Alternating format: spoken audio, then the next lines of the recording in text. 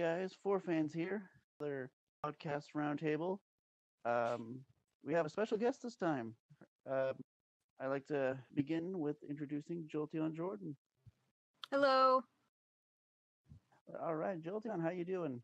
Doing all right tonight, thank you. All right, that's good. And I'm going to introduce the rest of the crew. Um, Here's Watcher 76, coming back from the last podcast. Yeah, what's up? It's going good. Here we have Johnny. How you doing, Johnny? Yo, I'm fine. I just got out of the shower, so everything's dripping wet, like I'm sweating from a hot day, but I'm okay. Anthony, do you hear me? Yeah, I can hear you. I'm doing fine. Yeah, and we have Connor here. How you doing, Connor? Good to have you back. It's Hey. good to be back. All right, let's get to the topic. So let's start off with the Kanto League, our favorite, The original. most memorable OG. one. The one most of us grew up with. Of course. The one I think really anyone, maybe like people who grew out of Pokemon, parents who had to deal with their kids watching Pokemon, anyone thinks of this series when they think of Pokemon TV show. Oh, Mhm. yeah. The iconic one. Everyone. The yeah, original everyone thinks of trio. In fact, the show actually came out the year I was born. Who would, it. So we were gonna talk about the Kanto dub. Yep, the Indigo who would League. like to go first? I go first? Oh, no, Uh, how about the guy with the most of the facts? I guess that's me, or Yeah, D-Watch, you should go Yeah, first, that's what I man. guess. Facts about Alright, what? So, about the the dub anime over dub. the years and all Yeah. that stuff. So, Okay. Hey, begin. so let me see here. So, the Kanto dub. Obviously, it was the Four Kids VA's first saga, so it took them about 10 to 15 episodes to get get used to it. Johnny, you mentioned Veronica Taylor was in her first few episodes. You can go ahead and take over for this part, but she was feeling sick at first or something. Yeah, from what she told me the first time I asked her, how come your voice sounded different from the very first few episodes compared to much later? And yeah, I think it had something to do with her nasal congestion. I could be wrong or mistaken. I don't know if that's exactly her words, but yeah, her nose is droopy the time. She told me that when she started voicing Ash, it's just that I find it strange when you're sick, you don't usually go to work or even to voice act, but they let her continue voicing Ash that way.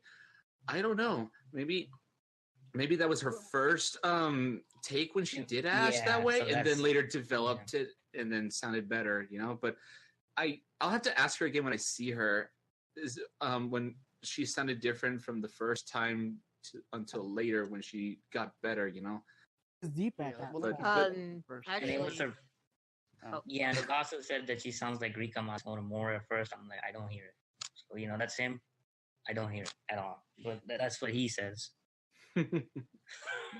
well, Um, Johnny, when you mentioned the whole why would voice actors be going in sick, there's another story I thought of in terms of dubbing where that's happened recently, actually, with part 3 of the Digimon Adventure Tri-Dub. Jeff Nimoy, who does the voice of Tentomon, actually had to go in sick, and worst thing was he had a major role in that movie. So Ooh. he sounded a little bit weird, but he actually made it work. And this was especially difficult because in that movie he achieved his Digimon Tentomon achieved like the highest level, so he kept making his voice deeper, and they told him, okay, you have to make it deeper, and he was like, how am I supposed to make it deeper? I'm sick, and I'm already gone as deep as I can. So That's impressive. That's Yeah, very so- impressive. it's I wouldn't say it's common, but it happens sometimes. Depending on scheduling, you kind of just have to work with it. But I would imagine they avoid it as much as possible, because when you're sick and nasally, that does affect your voice, and Yeah. that in turn affects the product. And building on that, as an working actor myself, I also have been doing some audiobooks. So I was also involved in vocal arts camp. So I would sing all day, then go back and record, and my voice would be hoarse. So I think it was chapter 3 of the book I'm doing. You could hear I was hoarse in the recording. So I was doing this woman's voice, like you do in audiobooks. And you could hear that it was very, very hoarse, but later it's going to sound very, very clear. So it's very odd, but in guerrilla theater, always the show must go on, especially when it's tech week and opening week and you barely have a voice. Wow. Like I did in Joseph. I could count it after One More Angel in Heaven. I would have no voice. So, point of all of this is like voice actors sometimes have to come in when they're an actor in general has sometimes come in when they're not exactly feeling their best. Because especially when you're originating a character or you might lose a job. Robert Taylor had no understudy at that time. Yeah, so it's forgivable because she was just starting. So I'll admit when I was the rest of the voice actors, they kind of sounded the same, but their deliveries were a little flatter at first, but they got better. Yeah. On how much Japanese music they kept, I'm about to go on a Degasu rant, but Tommy and I, Osho and I, they did not keep that much Japanese music in the first few episodes. It was like under 50%, and then around Here Comes the Squirrel, when Ash gets Squirrel, that's when Orca started keeping a lot of Japanese music. When? Episode 12. That would Prior be to that, it was all single digits, like not gold farb tier. We'll get to that. That is a disaster, but The fun one. that would be the Charmander episode. That kept 7 3/4 pieces. That was about 46%. But it took them time to get used to it, obviously. But it was still watchable. I didn't think it was bad, but you could tell this was their first outing, so the first few episodes were a little rougher than what they do later in Kanto. Yeah, but this is after we learn about the Japanese stuff. But before, we didn't know about the Japanese. Yeah, so I was.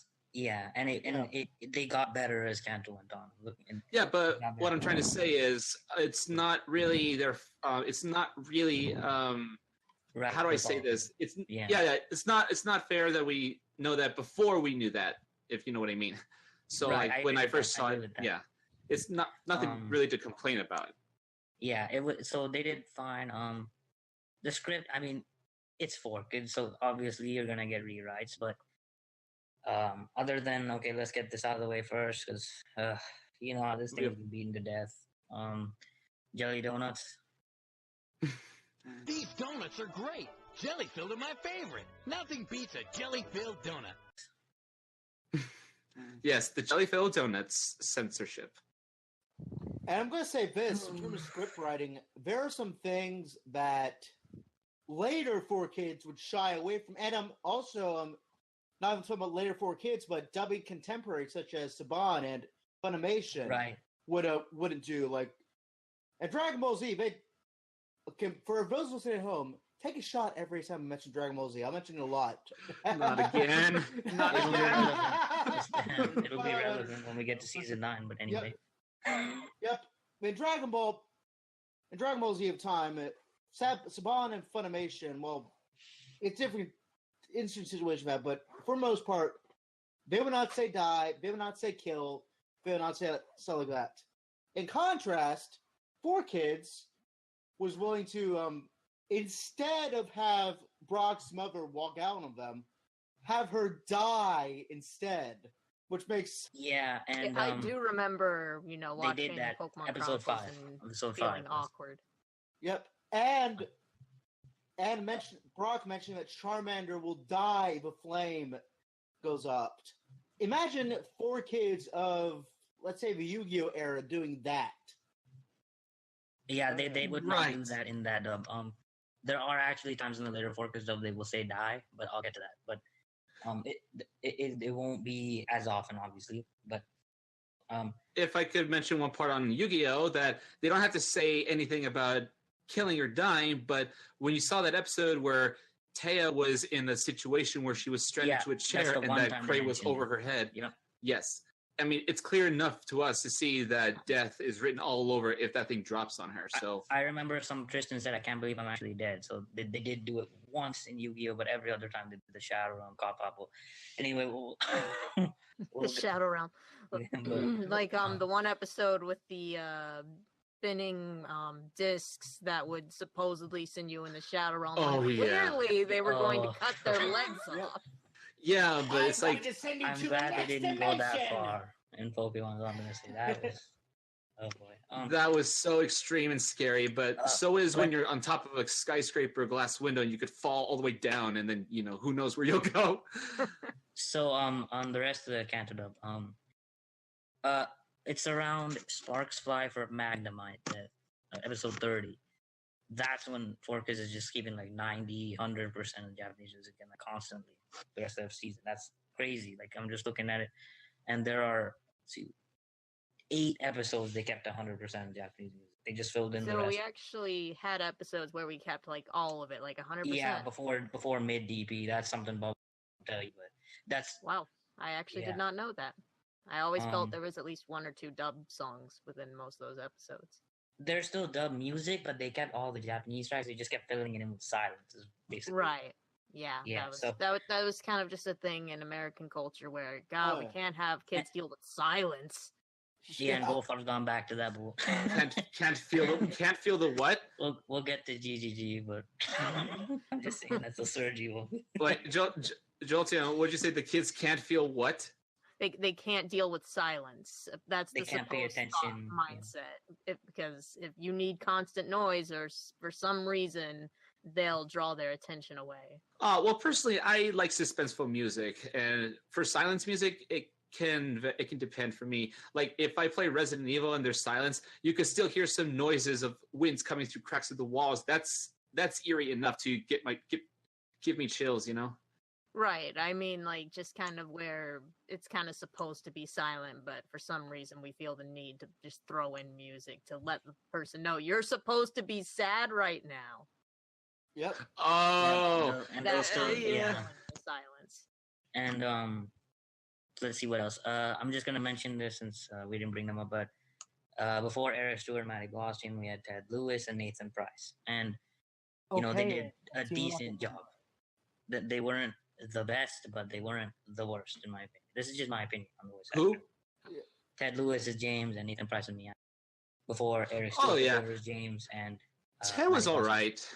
Ted was all right. I'm gonna It could say have been worse. I mean, Very- honestly, the after thing- I'll Sorry. get to GCC. Yeah. But again, I don't want to get too off Yeah, topic. I'm gonna say Right. this right now. There are times, very rarely, there are times where I actually preferred Ted Lewis to Eric Stewart.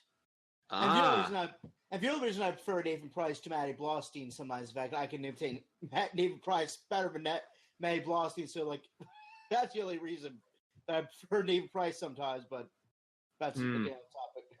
Yes. That's fine, yeah. Something we're pretty good at, Yeah, Yeah. so I just think that Eric Stewart and Matty Boston improved it, but what was already there. But Yep. but Ted Lewis and Nathan Price did okay, so there wasn't anything too bad there. Characters of the day, Forkers love tossing accents around, so And they love Matty Blaustein. Holy crap! yeah, Bill the lighthouse Maddie's guy got a with lot of characters. of British the- accent. Yeah. Oh yeah. I mean, it actually, Nathan. No, I'm sorry, not Nathan. Matty Boston was Lieutenant Surge. That is impressive. Honestly, I would have. Yeah. Did you look it up? Did you look in the cast listing from that episode and see if it was Yeah. Matty that did? I told Yeah, you. That's It's pretty crazy. much- So much. It range. is crazy to think about, but If any character sounded like this, that was Matty Blaustein, most likely. And she also played. She also played Yukimoto's grandfather. right, Mhm. and I think that was one of the few actors they couldn't get back for that new Yu-Gi-Oh movie, Dark Side of Dimensions, for obvious Exactly. reasons. Yes, Fast exactly. on, yeah. But Rest in peace. from what I heard, the sounding they got in was actually pretty okay. Yeah, I didn't expect Yeah. a good Me impersonation. either, yeah. It was Yeah. Matty close. Blaustein, we're gonna worship her for a little bit because she just has such a good range and most of her voices are pretty unique. Actually, I'd say almost all. And even for some of her lesser known stuff, she was some sort of robot in Dinosaur King, and she was pretty good and bad as well. And Mhm. go back to the stand-in because sadly she passed away during production of that show. Mike Pollock actually did a really good job imitating her. As who? Let's get yeah, but I agree. But I'll just name the episodes that kept on percent of the Japanese music. Dig Those Diglett, which was Nathan Price's last episode. Meow, the Kangaskhan Kid, the one with Jimmy Zoppy was a kid, Cathcart, etc. That suicidal fox from Slayers. Yeah, Jilius, that's from Maddie Boston. Yeah. Yeah. Then the problem with Paris, Attack of the Prehistoric Pokemon, Holy Matrimony, where James gets talked by his crazy fiance. Oh yeah. Bulbasaur, Mysterious Garden, Pokemon Paparazzi. Okay, this is one thing I'll mention. One of like a handful of times 4Kids actually bothered to call rice balls, and not jelly donuts or eclairs or mixed sandwiches. That was a pleasant surprise. These rice balls are pretty good. Of course they are.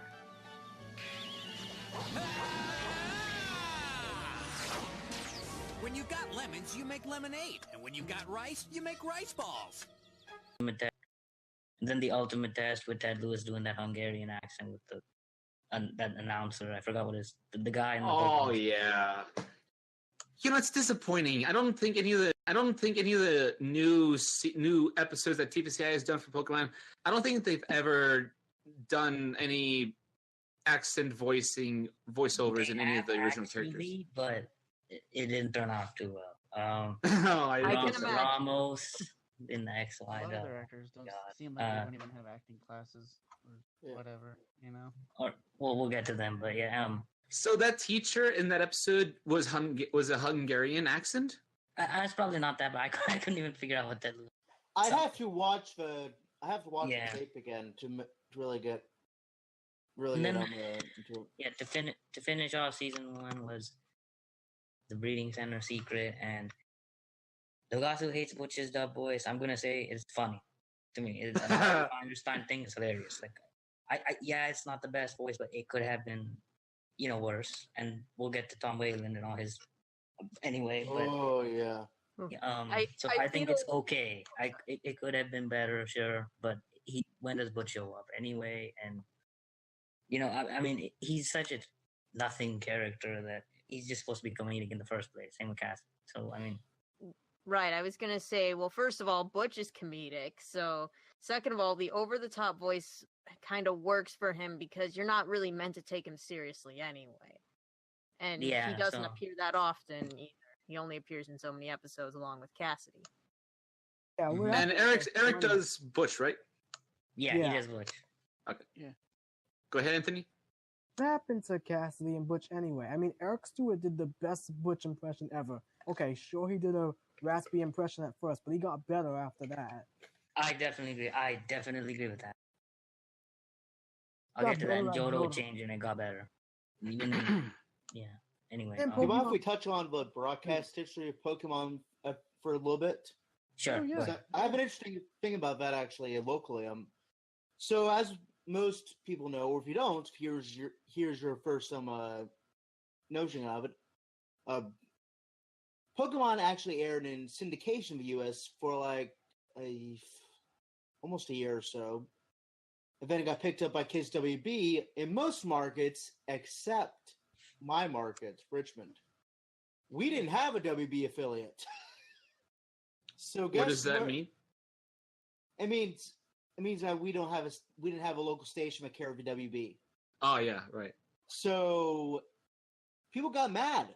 People wrote to I can't remember who they wrote to, but they wrote to like the Fox State Philly that carried Pokemon to put it back on the air, and they did a week later. So only for 1 week did they miss for Pokemon. So that's and as far as I know, it continued going on Fox until 2001. So that's definitely something. So in one market, at least, I know of. There's probably other markets that are a similar situation, but there's one market that I know of Pokemon aired in syndication for a huge chunk of its run.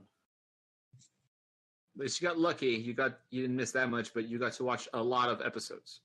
Yeah, too bad I actually didn't know about that when I was a kid. I had no idea I'll where bring it was this. airing. Yeah, go ahead. I'll bring this up right now since you brought it up. It's actually relevant. They used the first 45 or so episodes aired on UPN or just random syndication, And then from episode 46, that's when Kids WB got the rights in the United States. So, Yep. Prom Repair. So that. Other than that, there's there's a reference to the Macarena, Cliff Airy, and the Moonstone. I don't know why The Macarena. Orchid added that in. Yeah, but I mean, it was because it was popular every time. That's the yeah. only So I reason can. Why. That's okay. Yep. Yeah. You've also got the Minnesota Vikings reference in the first Oh, yeah, we're gonna get the movie one now. This is gonna be my biggest ranting kids era. No, actually, I don't think anything after that was as bad as this. Besides Chronicles, but Chronicles is irrelevant. I'm not talking about that. So, we're not gonna have comments on Sean Schimmel's Jimmy, silver voice, Jimmy. Jimmy, it wasn't good, but yeah. Legend of Thunder was the second worst thing Borges did with the dub. The first worst thing, and I'm gonna get crap for this, but I'm gonna be honest, is the first movie, and it has nothing to do with the voice acting. Doug also said this before. I think he's full of crap on this, so I'm gonna say no to that. It was good. The voice acting wasn't the problem. The script, on the other hand, it just got tossed in a blender. Like, I don't know if the Yu-Gi-Oh team got hold of it or a One Piece team. Future Yu-Gi-Oh One Piece team. Yeah, I think actually One Piece, probably future One Piece. Yeah. All the music was replaced. This was not One Piece was kept Japanese music. That's not the only problem. The script, there are so many rewrites. I can't even name them all. The Mewtwo's turned into a generic villain who wants to rule the world, even though that's not in Japanese. He just wanted to find his place. The Minnesota Vikings joke from Ash. Well, the original Japanese Team Rocket. It's not. I'm expecting to be a mess up orders for Team Rocket V22, but we'll get to that. That movie, and I think that's it, really. Yeah, I see now the circumstances of my birth are irrelevant. It's what you do with the gift of life, German, so you are.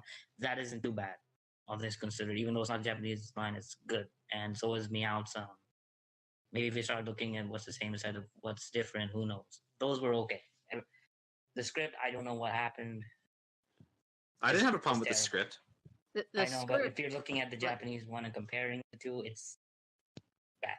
But yeah, in terms of dubbing it into English, it really is a mess. It's more like they retold it as their own story. And jumping a little ahead, I think this is going to give TPCi a lot of problems with our supposed movie coming next year.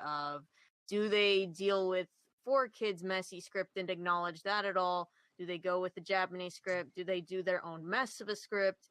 Do they have Goldfarb do songs like Brother My Brother?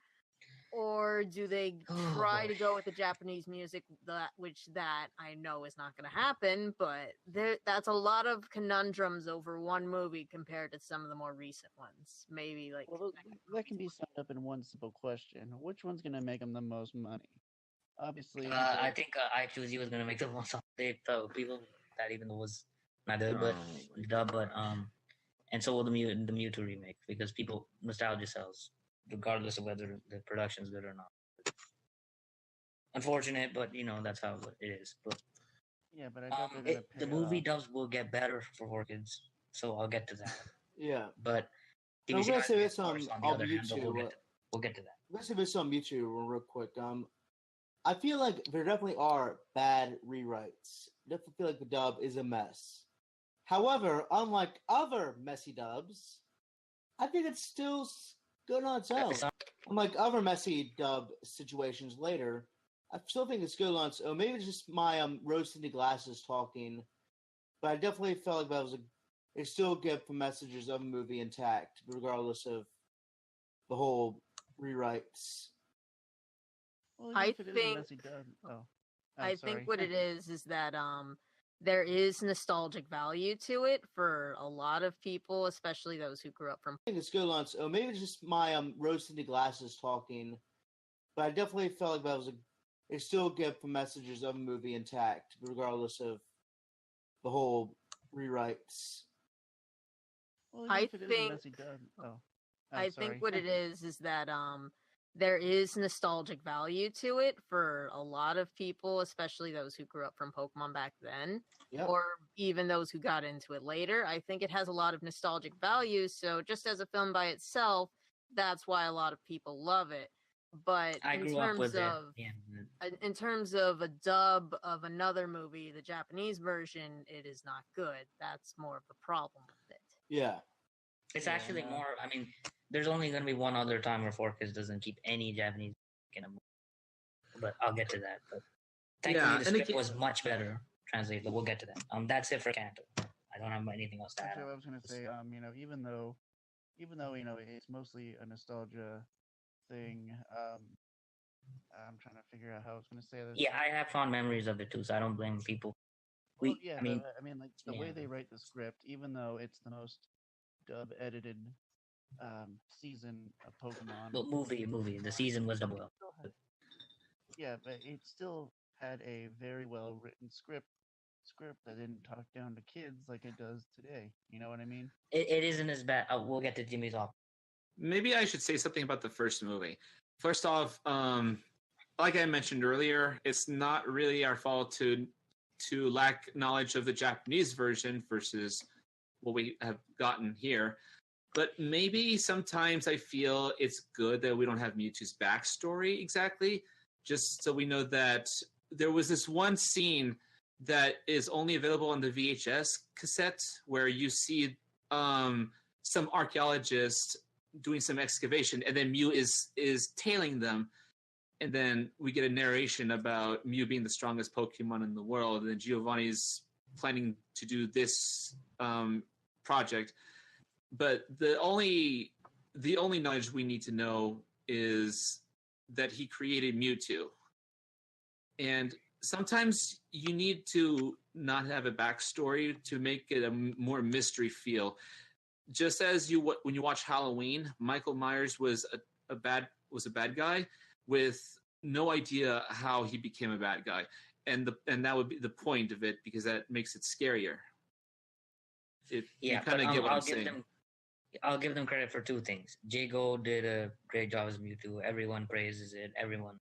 So that they got that casting well. 4Kids did that right, and they also did bother dubbing the. I don't know. I'm gonna say not Mewtwo prologue, but the thing before that they ended up cutting out of the film originally. They did dub that later, so at least They that dubbed got that with Mewtwo Returns, I believe. correct. So yeah, but do you see what I'm trying to say with whatever we don't have from the Japanese version is probably a good thing, just because it gives more mystery to Mewtwo rather than Antoine Kudo. So that's it for the Kanto. I'll say this also. This season kept 73% Japanese music. The movie kept 0%. So, I mean, obviously the anime dub got better off in Kanto than. Then we get to Orange Islands.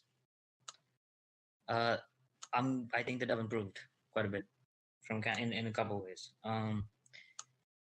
The music they kept slightly less than Kanto, but that's 69%. So that's quite a bit of Japanese music, and they do have other episodes that kept 100% Japanese music in Friend and Flow alike, which is when Ash battles Richie, and the Mandarin Island mismatch, which is Ash and Tracy. And Ted Lewis did good as Tracy. Eric Stewart did good as James. He did good at Brockback and Kanto. Rachel Lewis did good at Misty. She did good as Jessie. Veronica Taylor did good as Ash. Did good as Delia. Ted Lewis did good as Giovanni, etc., etc., etc. Go on all day, but that voice acting is fine. Well, two things on that. One, yeah. I think Ted Lewis's Tracy is kind of underrated, and Tracy in general I think is underrated. I know a lot of people like to hate him. I actually kind of like him. He gets too much hate. He gets too much hate. I definitely. Sorry? The funniest characters. He's no something about characters? Something about characters? Funniest characters. Funniest character. Oh, funniest characters. Oh. I think he would be among that, yeah. Yep. He's no bro. Anyway, so Tracy is good, I think, and I like him. Yeah, yeah, he's all right. Yeah. I don't know why people hate Tracy. He's bad, but he's just okay. Because he's not Brock. Just because he's not Brock. Yep. Yeah. I'm going to about to say this. My Pokemon experience is weird. I didn't keep up with Pokemon or any show in general when I was a kid So I just come in like a random episodes, like I think, where's Brock? Who's this guy? And I think that happened to a lot of kids, maybe. So I'm pretty that's sure. possible too. Yeah. It's like I a Stephen Joe situation. I mean, he was alright. Is him thing being a sketch artist, which by the way, for kids, Tracy sketch it. I see what you did there. Yeah. I mean, it's no different from Ash Ketchum. So Yeah, so Yeah. that's it was along the lines of that. the script translation is actually really, really good. Good. Like, I mean, there's not that many lines changed. Even Dogasu on Bubble Garden said he thought this was the best dub script ever was. And that's including the TPCi era. So Now, Watcher, I have a question. Do you have a problem sometimes when scripts have to be improvised just to make it? I actually don't, but I'm just gauging it on faithfulness of Japanese word, everything right. So I actually don't mind. I'm not like Doga, but it depends. I mean, Yes. when we get to TPCi's writing, I'll get to Jimmy's on. He doesn't do a very good job adapting things. All right. Yeah. Yeah. In terms of somehow, anyway, we'll get to him. I don't want to go off the topic, but Antoine, do you want to add anything about how you feel about the Orange Island season? Yeah.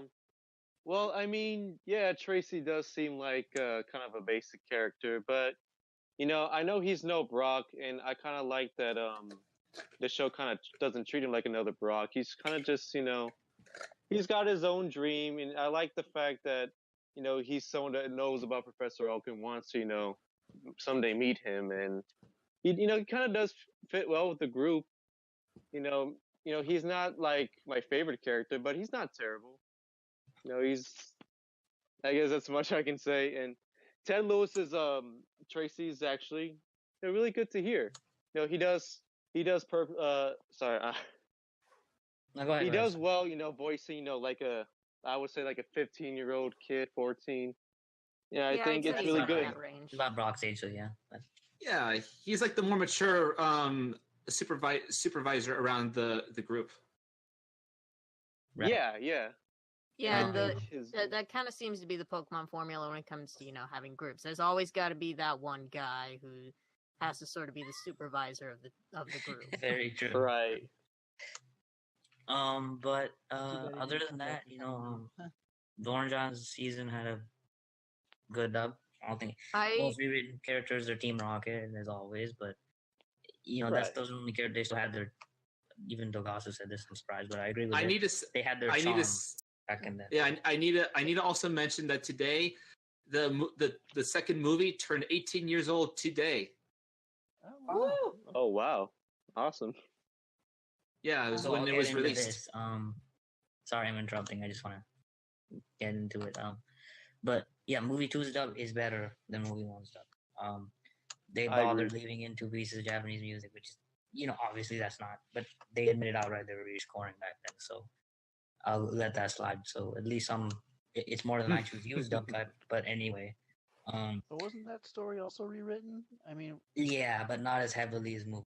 The script I is a think little just better. some sort Slightly of better. bits and corners here and there. It wasn't as blatant and obvious quite as much. I thought the original story was about, the power of your friends. You're never alone. Yeah, that's the And then difference. they turned That's it the- around. Yeah. Yeah, It's not more as like bad they as movie shifted 1 the dub, but- focus. Yeah. I think. Yeah, it's not as bad as movie 1 dub. It's a little better. So, No, the story is There is much still stronger in movie 2. It's also a good point. But I was actually impressed with how they translated the legend. So there's Yeah. still some the rewrite that was probably the most corny is the Weight Watchers one from Team Rocket.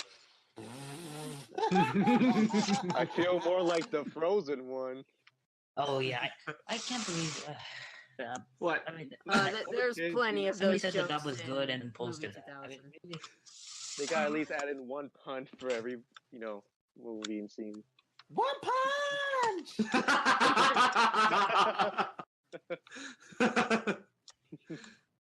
Insert One Punch Man theme here. Well, there's No. also in movie 2. There's also the weird scene cut where they're describing chemistry and such when they're trying to break the cages with Zapdos and Tracy, Moltres. yeah.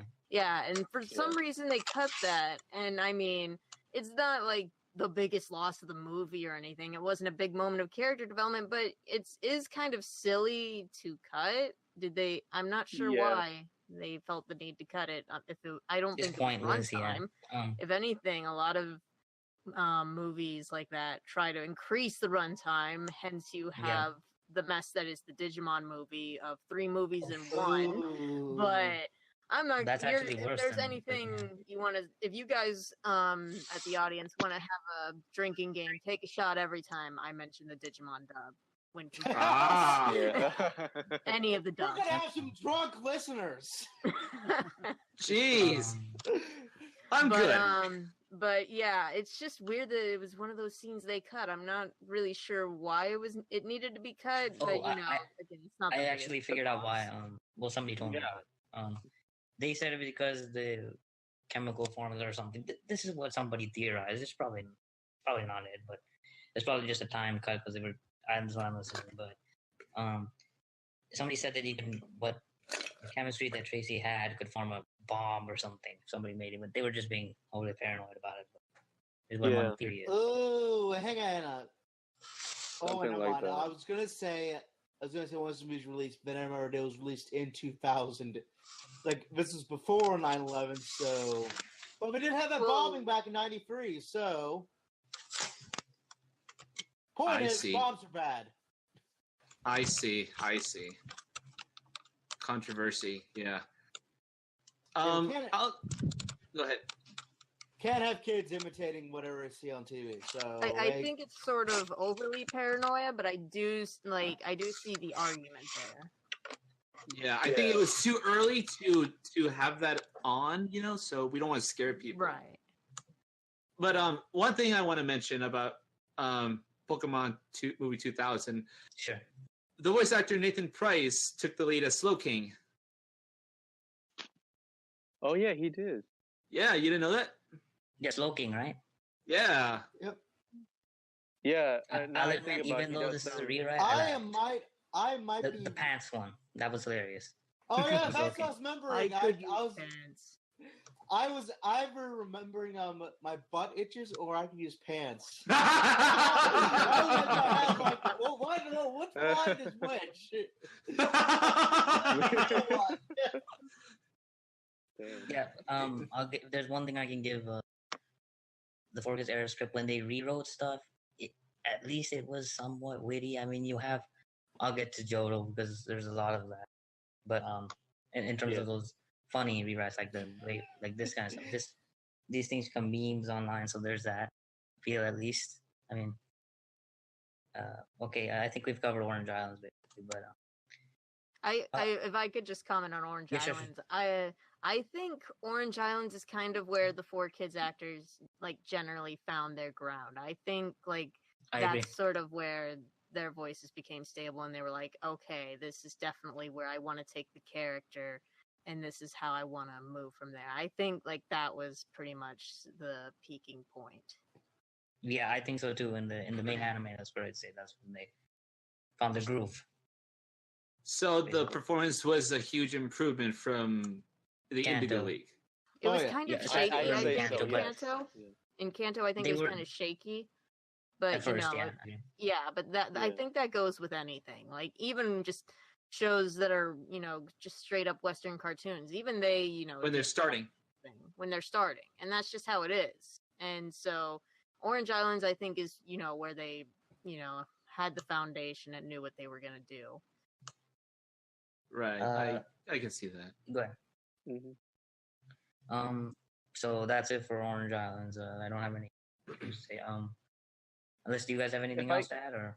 Oh, I want to. If I can add one thing. Sure. Go ahead. Just one thing. Well, yeah, 4Kids did a relatively good job with Orange Islands. I will say that. Well, there are some, shaky or weird, changes like changing Lorelel's dub name to Prima. Yeah, I'll agree with that. That's one thing that is weird, since I think a lot of fans probably recognize it as one of the Elite Four. And I think there was Yeah, I agree. Yeah. I will I agree. had heard it had something to do with lip syncing, but I'm not 100% on that. Maybe they were Yeah, I heard pronouncing that too. Lorelai weird. Lip flap, yeah, that's why they changed. They said that's why they changed to Prima, but then in Pokemon Puzzle League for kids, I guess maybe it's because they work with Nintendo, they called it for Lorelai in not in the anime. Yeah. That was a weird And thing. I think it's probably Puzzle League they didn't have to worry about lip flaps. Correct me if I'm wrong. Yeah, so maybe it's a weird change, but it didn't do anything bad, but it is weird. It was just inconsistent. Yeah, I'll agree with that, but it's like with Fork, it's a dry spell. We'll get. Yeah. How about we step up to Johto now? Okay, so the first season of Johto. It's a whole new world. I didn't actually mention the intros, but the intros, the first season was good and iconic. Second one is it's semi-rap. It's not really that big a rap. It was decent. So you want to be a master Pokemon? Like the first 15 seconds, like a remix of the first theme, and then it's just like something new. Yeah, so it wasn't. It's not DP rap here or. The "Do You Want to Be a Master" song was but it's decent. This "Do You Want to Be a Master" song was from the second season opening. That was right. Orange Orange Island. Islands. Okay, it was a good one. Yeah, it was decent. It's not bad. So now we get to early Johto. I'm saying early Johto because Forkets will have different strengths and weaknesses depending on when we get to the different eras. That'll start with mid Johto. Things will change in a weird way that the dubs for the anime and the movies will be completely changed in quality. But anyway, reverse each other. We'll get to that. So early Johto. This actually kept more than Orange Islands. This kept more Japanese than Orange Islands. It kept 72%. So in the anime dub. So the problem after the season is Fork starts to get more music change. Happy it won't be as bad as TPCi in XY onward, but we'll get to that. Yeah. So they kept 72% Japanese. That's one good thing. Everyone loves Eric Stewart's James doing "I Am a Faming Moltres" thing, even if that's a W. Oh yeah. Oh, that was just moments. That was just awesome. He came out of the closet. Yeah, that's a rewrite, but the freaking costume out of his closet. It's like his Jeep with that. Yeah, just like his costume from Halloween, you know. Oh, of course. So they came from his closet. Yeah. So they kept the this is the last season you'll see 100% of Japanese music kept episodes in the forecast, not films, not Pikachu shorts, not all that, but so the Wacky Watcher, Hello Pomelo, which is the Orange Islands League, and forecast has their punny titles. So one of a tent situation is obviously a tense situation. Yeah, more or less. The Japanese music. Yeah, I will say this. I don't know what era Johto it started coming, but Johto in general just started feeling more like how you would expect a 4Kids dub to feel when you hear 4Kids dub something. The titles, yeah. I mean, you've got ones like Foul Play, Mild and Woolly. Yeah. There are some decent ones like Tricks of the Trade, Tunnel Vision, Pop Matches. There's some decent ones in there too, but you have like a mix of puns, mix of decent titles. I don't know if this is really a pun, Charizard's Burning Ambitions, or is that like based on a movie title? Or I have no idea actually. I'd say it's kind of a pun. Semi-pun. No, I got a good pun. I got a pun if you want to hear it. Why not? Oh. 10 out of 10, the best. Yeah, but that's later though. So this, I think, guys, wait, like, what about situation? The corny that actually has 20 pieces of Japanese music, and Forkis kept all 20. Oh, so, don't touch that dial. Yep. Yep. Right Oh, after that. I like that. I Well, like that. the 2 episodes I after. don't think that would work in this day and age nowadays. Actually, but episode title: "Don't Touch My Dial." About good quill hunting. That's actually, I mean, it's it's corny, but it works at the same time. Yep, it only worked that era though. I don't think it will work today.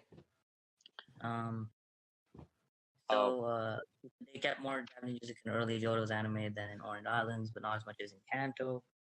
The script was fine, except Charizard's Burning Ambitions, where they rewrote a lot of it. But other than that, I don't remember anything particularly stupid. If someone wants to remind me, go ahead. But well, I think part of the thing is a lot of people, for some reason, want to forget Johto because filler hell. Yeah. Especially the next season. Wait, what? What? No, it's very common to hate Johto simply for filler hell. Mm-hmm. Wait, filler? You mean some filler episodes or what? Because Johto had a lot of filler. And I mean, I personally didn't mind it, but a lot of people were like, it's horrible filler. And that was just the general consensus. I personally don't mind Johto that much. I don't either. I really liked it. Okay, I this did is too, just, actually. this is just my opinion, but I like the dub, so that's not the dub's fault. This is just my personal opinion, but I like fillers just so I can see characters do all kinds of things that don't relate to the plot. But it does depend. Like if you wanna talk about Bleach, I hate it when they suddenly jump out of the main plot and do something completely unrelated, and that's an entire filler season. Like no explanation to tell me. Junior Saga. Yeah, no explanation to tell me why did they suddenly do this. And I've been told that's because the show caught up quickly to the manga, and now they need more time to keep writing the manga, so they have to make something up until the manga gets far ahead before the anime can continue. I think that's just silly though. Just put the show on hiatus in that case, and just we'll get back. That would be bad. That is unheard of in Japan, especially during time. Especially if it makes a lot of money. I mean, how you're getting hiatuses now with animes, but back when those animes were probably like Bleach, Dragon Ball, and stuff like that, Face kept on going and going and going. So Naruto's the elephant in the room there. Yeah. Oh yeah. I think Naruto and Bleach have very bad fillers arcs, but Dragon Ball Z has very bad filler episodes. Infamous 5 minutes. Yeah, from the anime side. That was pretty. Oh, Frieza Saga specifically. Yeah. Yeah, there's literally episodes where just them standing and talking. And Naruto has that too. Yeah. Mm-hmm. But getting back to Pokemon, I think Sun and Moon, especially the current season we're on right now, is going to be remembered the same way Johto is going to be remembered. It's going to be remembered as filler hell. It's like I've been watching a lot of Japanese and English, and it's like, okay, get to something important. Mm-hmm. And I'm kind of on that boat more. Can I ask? Moon than I am. Can I ask you guys something? Sorry to interrupt, Joe. No, how do you know the Johto season had fillers? How do you know they were fillers? Well, because they usually weren't like episodes that related to like Ash progressing his journey towards, the league and getting badges. There were just a lot of episodes where they were diverting to other things, like let's help this guy. There's the Shuckle. Well, there's a Bellsprout named Spoopy. Yeah, but didn't Indigo League have filler episodes too? Yes, it was. I'd say around after Ash got Koga's badge, there was a lot of filler, and I think a lot of that related to the fact that in Japan, no one knew the show was going to catch on the way it did, or even Pokemon in general. So they kind of just had to fill in time. And that just kind of happens with Pokemon a lot in general, but a lot of people point fingers at Johto especially. Johto. Yeah. Are you sure it's not? Are you sure it's because they were trying to follow the manga, or is the manga different? No, the manga. Manga's pretty different, really different. In terms of Pokemon Adventures, that's entirely different. Yeah, there's no real manga for our that our current Pokemon series is based off. There's Pokemon Adventures, which has jack all to do with the anime. So do you think it would be fair to assume that maybe just all these filler episodes was just as trying to progress to get to the next town, or a lot of things just keep happening? Yeah, it was just Is to it keep really the- that big to complain about fillers in Johto? For It some wasn't that people, bad. Not it is. really. Bored. It's just boring. But from what I understand, the writing team got, really messy around Johto because we had the whole GS ball thing that Oh yeah. disappeared. Oh, and yeah. so I think they a lot of diverted it it to may me. have to do with that and shifts in the writing team. That's Yeah, another this thing is that in grinds. Japan. That's This is in another thing Japan. They that. dubbed it into That's a battle translate. This is in Japan. Just gonna. That's another thing that gets me. We never Mhm. found out what's in the GS ball, or if we ever heard from it again. Yeah, we supposed did. to be- After Yeah. the current episode. Yeah, we did. supposedly they were gonna bring it back to Time to Celebi, but then they thought, wait, what if we just make a movie about Celebi and never mention the GS ball again and hope they forget about it? And that's exactly what happened. What happened? Yep. I kind of wish they Spoiler would alert, incorporate you that still into a movie remember. or something. Yeah. And that has to. That's the writing in Japan, not the dub. Again, that Yeah. dub did not do that Uh, with that. Getting a But, bit off rails there. Yeah. Yeah, sorry. But that's it for season 3, movie 3. This is the last time Pork is gonna just replace all the Japanese music in a.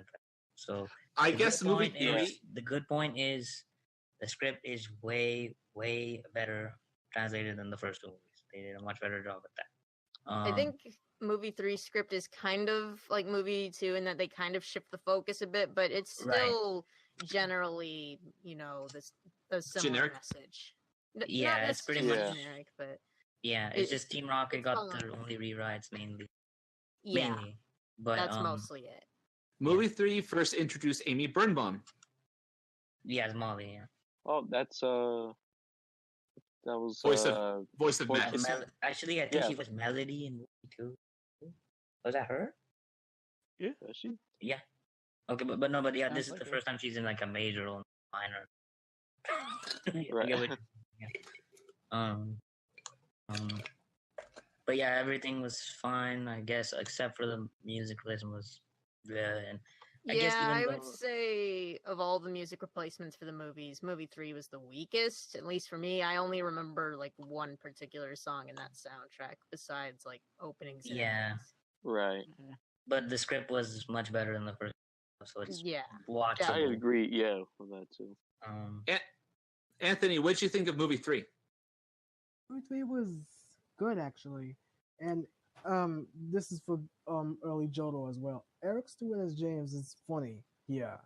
Than he Yeah, was I in- was gonna mention that actually. Sorry. than he was in But Link. the one line they rewrote was I haven't seen this many strange letters since the last time I placed that personal ad. That was Yeah, Team Oh my Rocket's God. usual fourth wall breaks, but I mean, to Funny. like give That's some it. credit, I think there's some sort of narm Yeah. charm, as they call it, to it. Kind of so Narm! bad it's good. yeah. Yeah. I think that's kind of the what's kind of good about it. Yes, there are changes, but I feel like they're kind of just so dumb. You kind of have to grin and bear it and be like, all right, you get away this time. Yeah. So that's it for and the intro. This is gonna be the longest dub intro that dubs run. It's 61 seconds Oh. the whole journey. That's the longest I'll ever get. After that, they're just 45 seconds. they're not gonna except that's 1 minute long intro. We'll get to that. That's bad. It was fun. Yeah. And once Yeah. we get So- to TPCi, the Yeah, so are we 30-second are we intros, we all are we know. going on to the are we going to season 4 and 5 next? Yeah. Oh, I got a lot to Season say 4, about the intro is a remix of the first intro, and I'm gonna have to be repeating this once we get to Goal 4. I know, but because how many times he's remixed it. I think Johto season 4 is probably the longest season I've ever dealt with. First longest season. It's the most filler episodes in the season. Yeah, and that's Yeah. where we go back to I the would say filler that. hell argument. Yep. So I'd say- now this is where things. I don't know what happens because like in the Japanese music report, they just like cut in half in the anime, and then they just so it's like 37% is cut on average. There are 2 episodes that keep like the one where Ash battles Whitney keeps 79% Japanese music, and some random filler where they're in the dojo keep 67%. There are random episodes they'll keep 50%, but the average is like 37%. They'll keep 7.5 pieces of Japanese music per episode. So this is where the music questions in the anime start to increase. But on the flip side, in the movies, this is the first time Kids keeps the Japanese music. What, the Yeah. Celebi The movie? Celebi movie. Yeah, Yeah, that's the movie first 4 time. is where they start keeping all the music. So this is where I'm going to start calling this the later Orchids era, because the strengths become the reverse and the weakness becomes the opposite in terms of how much Japanese music is kept and how much is. And the Pikachu shorts, I didn't mention this. I'll bring this up really quick. Then you guys can come in. Sorry, I just want to mention it. The first two didn't keep any Japanese music. The scripts were rewritten. So Pikachu and Pichu short from movie 3 keeps all the Japanese music. So and then this one keeps all the Japanese music too. So but other than that, I mean, it's Johto, so the script in Japanese is dubbed. Dub does the same thing most of the time. Usually Team Rocket's the only ones that get any rewrites, but there's this one, again, a lot of the script, protect the world from chafing and itching. It might finally stop all of Jesse's complaining. He's going to say the beep. I mean, I'm not going to say the word, but female. So that one is a meme in the fandom. Can I ask? I'll ask two questions. When you say they replaced the music, what music did they use? Did they compose their own, or did they use the old soundtrack? They'll use a lot of their old music, and they'll keep. I can tell you what they kept. I remember. Even in Hoenn, 4Kids will keep all the game related Japanese music in the anime. They'll keep anything that's from the games, that's remixed from the games. That battle music is always kept in the 4Kids dub. And they'll keep character themes. And there are some rare pieces they keep too from Japanese version. It depends. Mid-Johto has episodes they're keeping 15 pieces of Japanese, 11, and then it has the lowest they'll go is 3. Yeah, 4Kids tend to use a lot of the movie 2000 and Pokemon 3 music. Which surprises me. For yeah. And that'll be the case until the end. Yeah, so. All right. Yeah. Now, how do you second question, how do you praise the Celebi movie? You said it kept a majority of the Japanese music? Yeah, this is the first time they kept. They did. I'm gonna get I give you guys the correct number. I don't want to feed anything. The World of Pokemon. 36. They kept. Yeah, that's the only one that's replaced. They kept 36 out of 37 pieces, so 97% Japanese music kept. Okay, but overall, did you like the movie? The movie. This has nothing against the dub. A lot of people say it's not as good as the previous movies, and this is not about the dub. The dub is actually good for it. The script was mostly good. The only thing they did was all the dialogue's pretty accurate, except for the one part they added something about Sammy Oak. He's they kind of like dumb it down with Sammy Oak, trying to drive home the fact that he's Professor Oak. Sam the thing that's unique about the dub is that they actually commissioned OLM to actually add scenes, and at the end, that's the other thing. Yeah, some people apparently had problems with that. When I watched the movie, I don't really take that many beefs with it, but I can kind of understand why some people would. And I think when you're a kid, I mean, well, for one, most likely you're not going to know about the Japanese version. And two, you're not really going to think about your intelligence being potentially insulted. Yeah, so. I didn't really think it was damaging. I'm going to say this. Those, first, I didn't know those scenes were actually in original Japanese. But secondly, I thought that was actually pretty damn cool. It was like a big plot twist for me when I watched it as a kid. I was like, wait, what? This kid was Professor Oak? Yeah, that actually is interesting. So I feel like that was if they hadn't commissioned that, but I don't think anyone would have known. So it's a reasonable. It's. I can see the problem too, but it's a reasonable change, I guess. They also did. This is the only time in the dub's history that Johto League champions. It's the only time they'll also put the dub. 4Kids actually got the Japanese OLM to add in dub specific intro scene. Reanimate. I also like it in the movie that they didn't censor the part where Ash was worried that Celebi was gonna die. Yeah, So they had Four Kids let Veronica him say say, that. I don't want you to die or anything. You know, You Celebi, you can't die. Yep, they didn't censor that. Yeah, I'm and glad. That's good. bouncing off of that, I think this is one of the movies where Veronica emoted really well. Oh yeah. I agree. And she was getting emotional.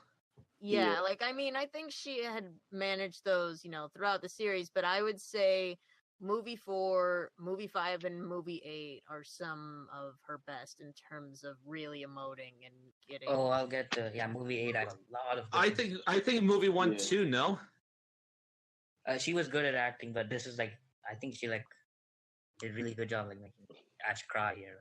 Really. Yeah. Yeah. Like she laid it down with movie 1, but I feel like with movies like 4, she kind of went, above and beyond. yeah, Really Yeah, managed to sell it. yeah. Also, we had Dan Green as the villain, so he was also. Cool. Yeah. And Dan Green is always awesome in 4Kids dub. Just like with Yeah, Yugi. I agree. Everyone Or- loves Yugi, so and Yami. Yugi or Yami. Yami especially, but they like Yugi, but not as much as the. Right. Okay. I can't do it. I have an accent. Right. So the, It's time to do. yeah, that. Shall we move on to season 5, Master Quest? Late Yep. Johto. There's only What, Anthony? Late Johto. Master Quest. Late Yep. Johto. there's only What, Anthony? Late Johto. We're still in Johto, yeah. The we're 5th still- season. yeah, this is how long it is, yeah. 5. And this is where the Um, voices really changed. In my Sorry, You This is think? where- yes. No. James' voice here is deeper than before. I'll agree with that. It's not It's bad. goofy. It's just like it starts to get a little deep. Not Yeah, Good. it kind of starts to shift. yeah. It's good still. It's just a different. It's just a pitch change. Yeah, and I think we'll get to that when we start discussing AG. Yeah. Oh boy. Yeah. Not as bad as Jimmy Zombie though. I'll get to that. True. So season 5, Master Quest. There are there's an episode that keeps 19 pieces of Japanese. One where Brock does his little dancing thing. This is my paradise. Yep. Yeah, but that's about it. They keep 33% Japanese music. They keep 6 pieces per episode. There are random ones that keep 7, that keep 8, keep 9, but that's the average. So, I only know Don't one think we scene where when they say goodbye, the music was different. And the Japanese version definitely was the most memorable one from season 1. That's the emotional one. And Yeah, in the dub 4Kids didn't version, replace yeah, they replaced that one. So Yeah, I remember that. so Tears that After Cloudy Weather, yeah. yeah, that music, the 4Kids music on that one made it less emotional than what the Japanese version was, but it was still Yeah, okay. emotional. It was still decent, but not as. Yeah. Right. It's like it did the job, but that's Yeah. weird. I guess you could call it satisfying, but do you prefer that they had that Japanese decision? The other soundtrack, Yeah, I mean, I would have probably taken the Japanese soundtrack if given the option. Is probably what I would. Nowadays, yeah. But Probably, I mean, yeah. no one really knew back then. Right. I just wondered how come they thought they should change that instead. Do you think that was too emotional? I Perhaps. think I think there's just a number of music they keep. As Watcher mentioned, they always keep the battle music, which I think is good because the anime is advertising the games. You want to keep those bits. So I know a lot of the route music was typically kept. So original pieces like that, I think were just kind of hit or miss if they made it into the dub or not. Are you sure are you sure it's not because contract issues where they are not allowed to use some soundtracks from the Japanese? I think there were some songs that were used, like some that were, some that weren't, but it was kind of inconsistent in when they used a song and when they didn't. Like I know that like when I listened to the full anime soundtracks. There are some songs they just straight up never used in the dub. So Some of it personal might decisions? be contract. Personal decisions, some might be contract. I'm not sure, and I don't know if we really have an answer. Yeah. Well, how about the fifth movie? What'd you guys think of that? Oh gosh, the fifth movie. Let me disclose right now. This is my personal favorite movie, and It is? yes, it is. This is actually my personal favorite Pokemon movie. Like, Okay. in terms of being Oh, my mic's working now. Okay. objective, it wouldn't like probably be my favorite, but personally, it is my favorite. But Mhm. anyway, this is a hard movie to talk about because it is one of the oddest that the dub I think handled, because they actually, like, maybe besides movie one, because they changed bits of the mythos and the story. And I mean, you could still follow it fine, but there are some big differences down to some of the very beginning story bits being cut in the first 5 minutes. Which, when I found that out, when I was younger, I was like, how come that wasn't in, the dub or the, in my version of the movie I watched? And it was, as I got older, it was very interesting to see the changes that were made and watch both versions. And I'm personally someone who can actually enjoy both versions. They're kind of different enough from each other that they're kind of their own movies, but they sort of come from a same origin. It's very weird. Yeah, Veronica likes it a lot for it to take place in a place that's like Venice, Italy. Yeah, that's where Altamar was based. Yeah, it was awesome. Oh yeah. I mean, the world looks awesome. I mean, it was very well designed. I thought the animation was great. The only other gripe I have is I think this has to do with the distributor. I think Lionsgate is who they were called. Miramax, I believe. Or Really? Miramax. Yeah. They decided to add a very heavy blue tint on top of the movie. Wait, a what? They added a very heavy blue tint over the original footage, which made the colors extremely oversaturated and dark. And this is why, if you watch the dub of movie 5, things like Pikachu's electricity are like green as opposed to yellow.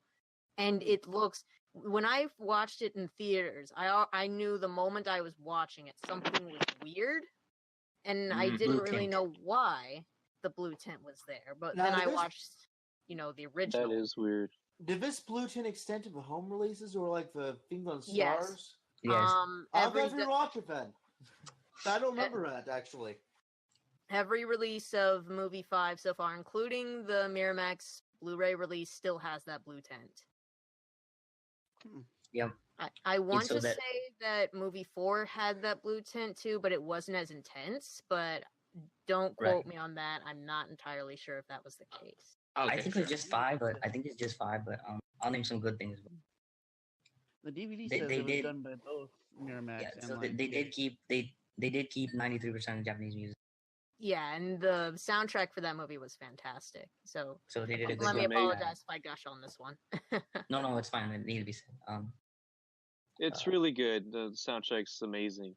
Yeah, and I like the fact, one of my personal favorites easily. Yeah, I like the fact that's also interesting is that the Shinji Miyazaki, he did compose for the movie, but also for the accordion score, it's been done by a guy named Yasuhiro Kobayashi, who's a famous Japanese accordionist.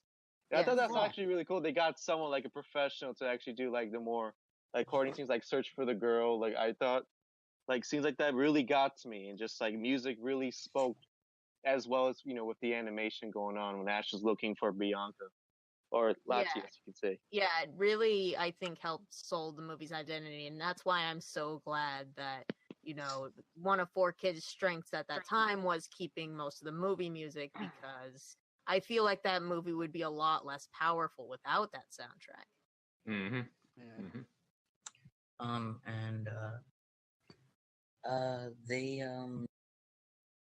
The only real problem was the script, and thankfully this is the last time it's gonna be big. There gonna be any real issues with the scripting, but in the movie, so things will actually get better in Advanced Generation on that front. Yeah, I was gonna put some thoughts about the movie right now. I haven't analyzed it from a Japanese to English, but from what I can tell, it seemed like the script was very well translated. It seemed like they kept most of the emotion and drama in it, and it seemed like whatever message they were getting in the Japanese, I felt like it was at least transferred over. Again, I haven't watched the Japanese version, but there's nothing in there that made me think, hey, this sounds like it wasn't exactly what was the Japanese version. Yeah, here's what a lot of it is with that movie. I feel like most of the dialogue is translated just fine. The problem is a lot of the backstory and mythos is what was changed. And Agreed. that changed a lot of Yeah. nuances throughout the film. Mm-hmm. It isn't bad, but it's not outstanding. It's just decent. It's just sort of, Right. it's kind of weird. But Yeah. I feel like it's still enjoyable just fine on its own. It's just, those are changes you have to keep in mind. It's Yeah. definitely one of the Agreed. weirder changes. Yep. I liked the movie. I liked it. Yes, Um, I really like it as well. And trying to think what I was gonna say. Yeah, the Pikachu short kept its Japanese music again. This is another one of the strengths of the there. What you mean in Heroes? You're talking about Yeah, the Heroes? one that's associated with the Pikachu short that goes Yeah, the Camp Pikachu short. right Yeah, well, I mean, what's interesting is there. what you mean in Heroes? You're talking about Yeah, the Heroes? one that's associated with the Pikachu short that goes Yeah, the Camp Pikachu short. right. Yeah, well, I mean, what's interesting is, I've said this on my Twitter, is the re-releases of the DVDs of these movies, they don't have the Pikachu specials on them. But you No, look at they the back don't. Wow. you look at the back of the box, they have pictures of the Pikachu special.